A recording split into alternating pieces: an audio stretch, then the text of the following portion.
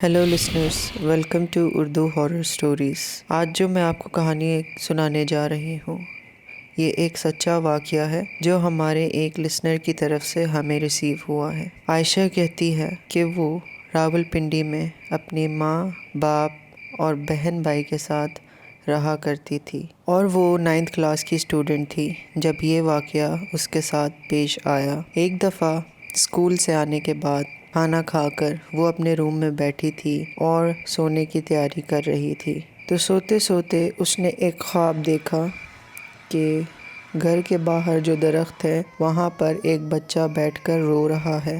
تو وہ ڈر کر آنکھ اس کی کھل جاتی ہے۔ اس کو لگا کہ جیسے یہ خواب نہیں، جیسے یہ کوئی سچ ہو اور یہ کوئی ایک اشارہ ہو کہ باہر جا کر دیکھے کہ واقعی کوئی بچہ تو نہیں رو رہا۔ تو عائشہ اپنے بیڈ سے اٹھتی ہے اور باہر درخت کے پاس جا کر دیکھتی ہے تو وہاں پر کوئی بچہ نہیں ہوتا، اور تیز تیز ہوائیں چل رہی ہوتی ہیں اور بارش کا موسم ہوتا ہے۔ وہ درخت کے قریب ٹہل رہی ہوتی ہے اور موسم کو انجوائے کر رہی ہوتی ہے۔ اتنی دیر میں اس کو سچ میں اس بچے کی رونے کی آوازیں آنا شروع ہو جاتی ہیں۔ وہ ڈر جاتی ہے اور اس کو لگتا ہے کہ واقعی یہاں پر کوئی بچہ ہے۔ وہ دیکھتی ہے ادھر ادھر، اس کو کوئی بچہ نظر نہیں آتا، لیکن وہ پیڑ جس کے نیچے وہ کھڑی ہوتی ہے اس کو محسوس ہوتا ہے کہ آواز اوپر سے آ رہی ہے۔ ایک دم وہ اوپر دیکھتی ہے اور بس دیکھتی رہ جاتی ہے۔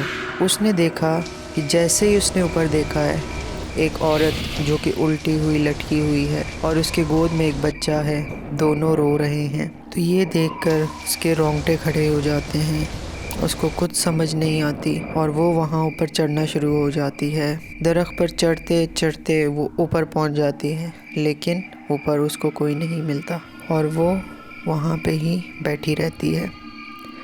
اس کے گھر والے بہت پریشان ہوتے ہیں کہ ہماری بیٹی کو کیا ہو گیا ہے۔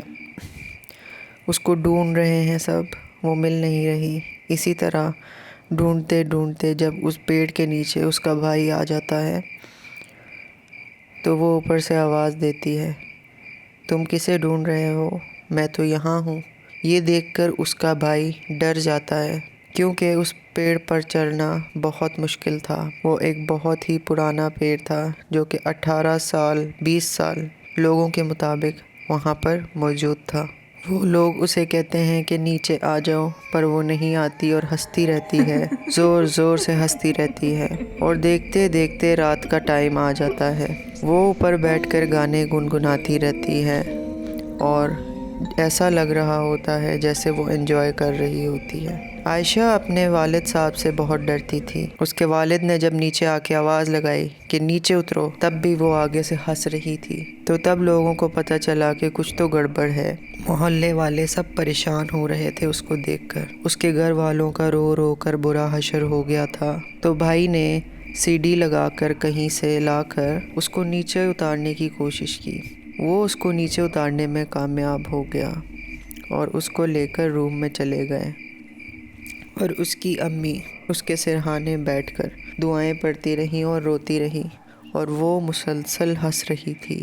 رات کو جب ان کو لگا کہ یہ اب سنبھل چکی ہے تو اس کو اس کے روم میں چھوڑ کر سب سونے چلے گئے۔ رات کو 3 بجے جب سب سو رہے تھے، سب کو چیخوں کی آوازیں سنائی دی۔ سب بھاگ کر عائشہ کے کمرے میں آئے تو لوگوں نے جو دیکھا، گھر والوں نے جو دیکھا، وہ دیکھ کر پریشان ہی رہ گئے۔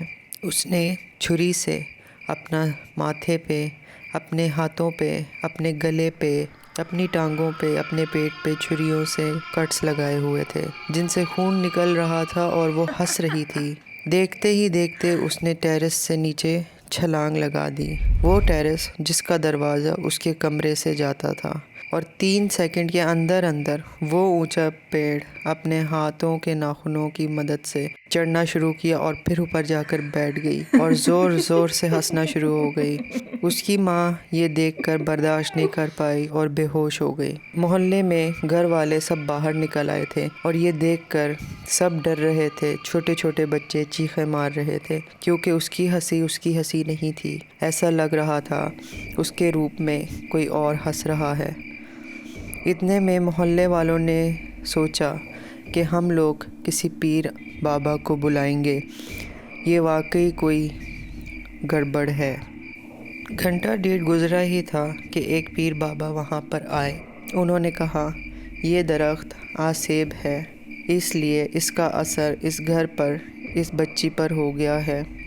سب سے پہلے ہمیں اس بچی کو نیچے اتارنا پڑے گا، پھر میں اس درخت پر دم کروں گا اور اس درخت کو آج راتوں رات ہی کاٹنا پڑے گا۔ وہ 18 سال 20 سال پرانا پیڑ کٹ گیا۔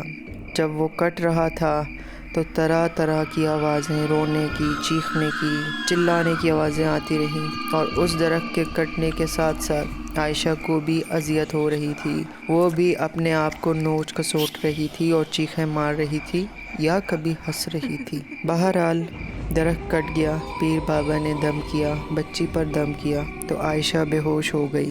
1 ہفتے بعد اس کو ہوش آیا تو اس کی حالت بہت گہر ہو چکی تھی۔ وہ اپنے آپ کو دیکھ کر چیخ پڑی کہ یہ میرے ساتھ کیا ہوا ہے، کیونکہ اس کو یہ ماجرا خود سے بالکل بھی یاد نہیں تھا۔ تو پیر بابا نے بتایا کہ آپ اس بچی کو یہاں سے کچھ عرصے کے لیے بیچ دیں۔ جب یہ ٹھیک ہو جائے گی، جب یہ آسیب یہاں سے سایہ چلا جائے گا تو آپ اس کو واپس لے آئیے گا۔ تو عائشہ کو اس کے گھر والوں نے اس کی نانی کے گھر گاؤں بھیج دیا، اور کچھ مہینوں بعد جب وہ واپس آئی تو وہ ٹھیک ہو چکی تھی۔ تو لسنرز، یہ ایک سچا واقعہ ہے جو کہ ہمارے لسنر نے ہی ہمیں بھیجا تھا کہ ہم آپ لوگوں کو سنائیں۔ تو ہمیں کمنٹس میں ضرور بتائیے گا آپ کو یہ کہانی کیسی لگی، اور مزید سچی کہانیوں کے لیے ہمارے چینل کو سبسکرائب کریں۔